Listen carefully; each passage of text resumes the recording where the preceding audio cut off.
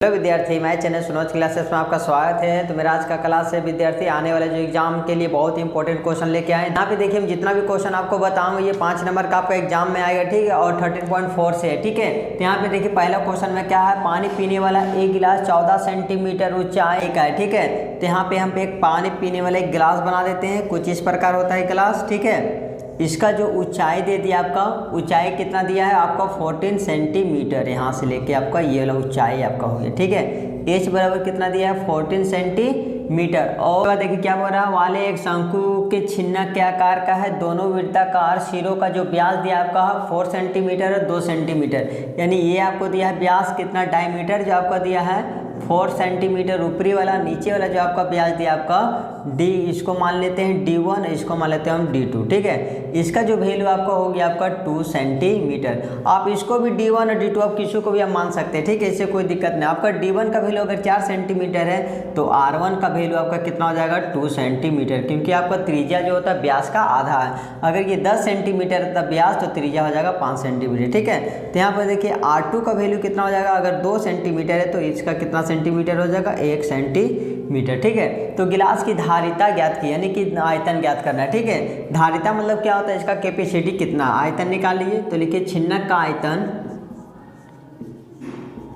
छिन्नक का आयतन equal to formula क्या होता है आपका इसका देखिए फार्मूला क्या होता है, 1/3 पाई एच, उसके बाद R1 का स्क्वायर प्लस R2 का square plus R1 into R2 होता है, ठीक है।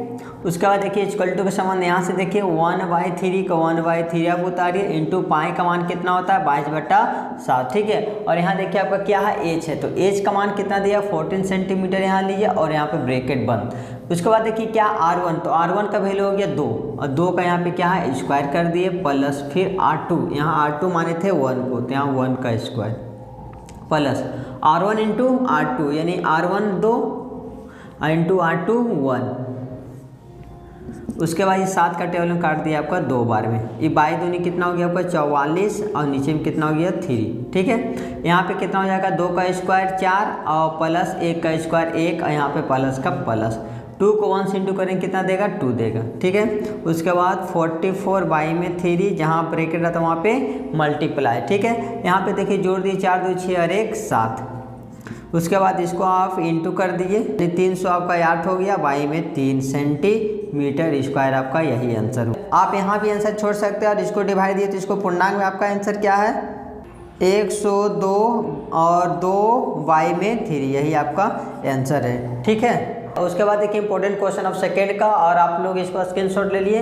उसके बाद देखिए इंपॉर्टेंट क्वेश्चन नेक्स्ट में क्या है, एक शंकु में छिन्नक का तिर्यक ऊंचाई आपका दे दिया 4 सेंटीमीटर तथा इसके वृत्तीय सिरों का जो परिमाप दे दिया 18 सेंटीमीटर और 6 सेंटीमीटर, यानी परिमाप का क्या होता है, जो ऊपर की इनके सिरों का परिमाप दे दिया 18 सेंटीमीटर, यानी ऊपर का जो वृत्त है इसका परिमाप दे दिया 18 सेंटीमीटर, नीचे वाला वृत्त का परिमाप दिया है 6 सेंटीमीटर। तो छिन्नक का वक्रपीय क्षेत्रफल ज्ञात कीजिए, इसके लिए R1 और R2 का जरूरत होगा, ठीक है।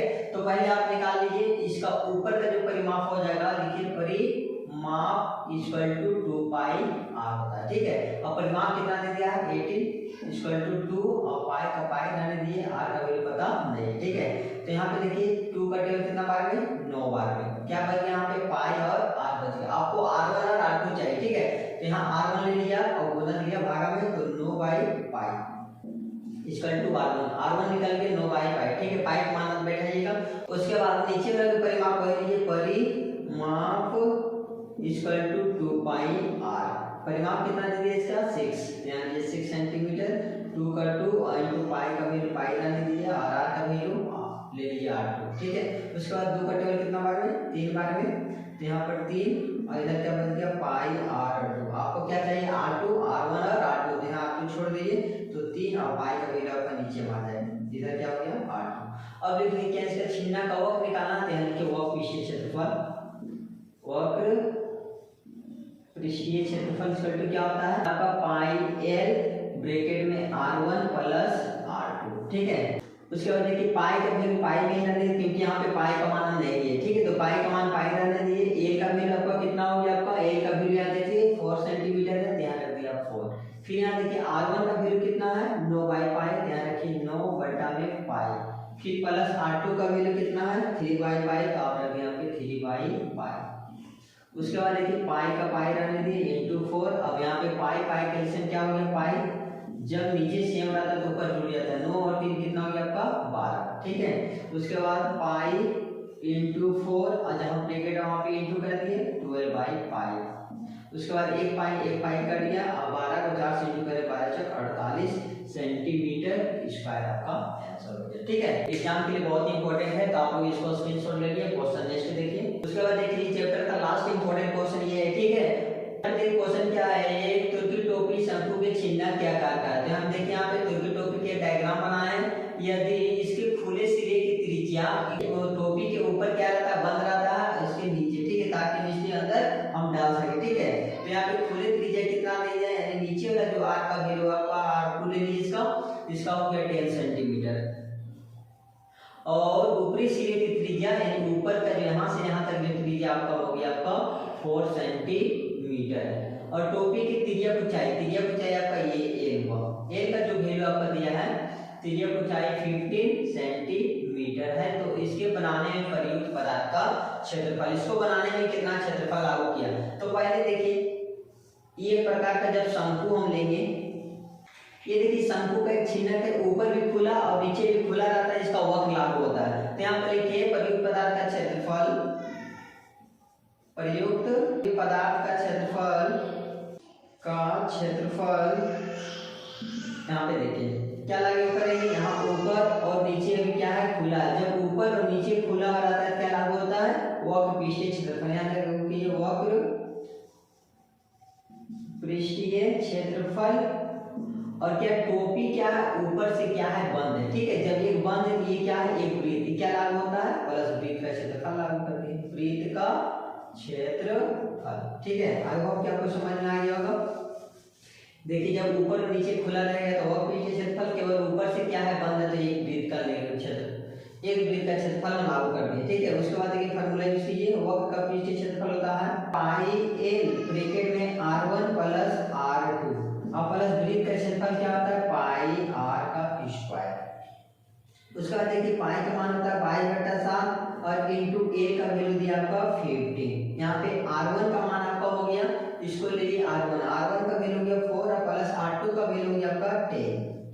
उसके बाद देखिए वृत्त का क्षेत्रफल पाई R स्क्वायर, यहाँ पे आपको ध्यान देना पड़ेगा ये R1 होगा कि R2 होगा, ऊपर वाला वृत्त का क्षेत्रफल ये तो ऊपर वाला को क्या है R1, यहाँ लिखिए R1 का स्क्वायर। तो पाई की वैल्यू हो गया 22/7 और इंटू R1 का स्क्वायर हो गया आपका 4 पे क्या है स्क्वायर। उसके बाद देखिए इसको उतार दिए 22/7 इंटू 15 और जहाँ ब्रैकेट है तो वहाँ पे इंटू 10 और 4 कितना हो गया आपका 40 और प्लस 22/7 और इंटू 4 जा 60।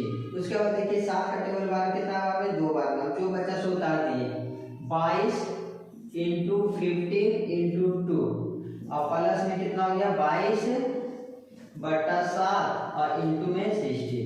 उसके बाद देखिए तीनों का आप इंटू कर दीजिए, 15 से इंटू कर दिए तो आपका हो जाएगा 660 और प्लस में इसको इंटू कर दिए 16 दूनी 32 के 2 16 दूनी 32 और 33 और 34 और नीचे में 7, ठीक है। उसके बाद नेक्स्ट उसको यहाँ पे 1 ले लीजिए और 1 और 7 के एलसीएम कितना निकल जाएगा आपका 7 और 33 इंटू कीजिए, यहाँ पे 0 का 0 और 7 को 0 से इंटू करेंगे 0 6 7 जा 42, यहाँ हो जाएगा 4 6 7 जा 42 और हो गया आपका 46, ठीक है। और उसके बाद प्लस का प्लस और 1 को इतना से इंटू करेंगे 3 4 2 ही रहेगा, ठीक है। उसके बाद आप ऐड कर दिए 2 का 2 6 9 और 4 नीचे में कितना हो गया 7 सेंटीमीटर स्क्वायर, ठीक है। आप इसको पूर्णांक में मिला सकते हैं, तो स्क्रीनशॉट ले लीजिए।